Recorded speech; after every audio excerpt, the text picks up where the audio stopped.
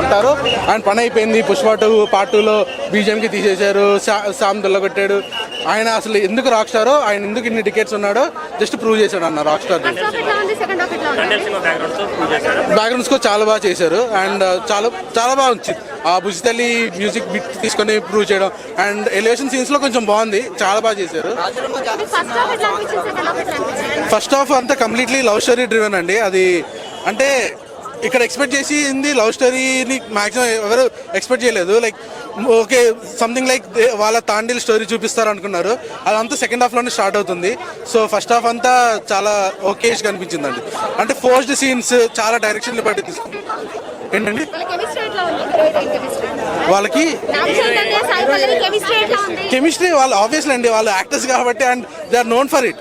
నాగ చైతన్య గారి యాక్టింగ్ కానీ సాయి పల్లవి గారి యాక్టింగ్ నుంచి కానీ మనం పేరు పెట్టడానికి ఏం లేదు. అండ్ సాయి పల్లవి గారికి ఇలాంటి రోల్ అయితే కొత్త కాదని నేను అంటాను. సినిమాలో హైలైట్స్ అయితే పాకిస్తాన్లో జరిగే కొన్ని సీన్సే, బట్ డైరెక్షన్ లిబర్టీ వల్ల మూవీ అయితే ఇట్స్ ఏ ఓకేష్ మూవీ అండి. నేనైతే ఒక 6